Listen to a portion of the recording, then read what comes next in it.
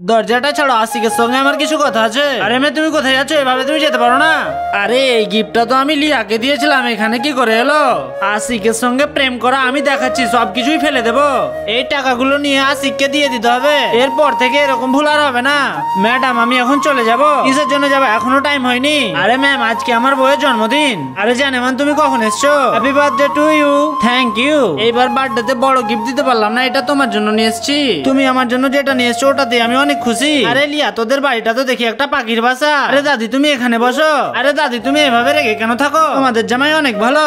আরে দাদি, এই নেন, আপনার জন্য পানি নিয়ে এলাম। এই ছেলেটার মুখ তো আমি দেখতে মন করে না। চল লিয়া, আমি আবার কি দোষ করলাম? আরে লিয়া বল, তুই আমার সঙ্গে যাবি না যাবি না? এই পাখির মতো বাসাটাতে আর কতদিন থাকবি? আরে দাদি, আমাকে এসব তুমি কি বলছো? তোমাকে ডাকায় আমার অনেক ভুল হয়েছে। তুই একটা পাগলি থেকে যাবি, আমার কথাটা একদিন ভাববি। চলে যাও এখান থেকে, এসব ডিগ্রি নিয়ে তোমার চাকরি হবে। তো বন্ধুরা, ভিডিওটি অনেক বড় হয়ে যাচ্ছে। তোমরা যদি নেক্সট পার্ট দেখতে চাও তাহলে কমেন্টে পার্ট 2 লিখে দিও। আর এরকম মজার মজার ভিডিও দেখার জন্য আমাদের চ্যানেলটিকে সাবস্ক্রাইব করে আমাদের পাশে থেকো। Thank you for watching. Bye by.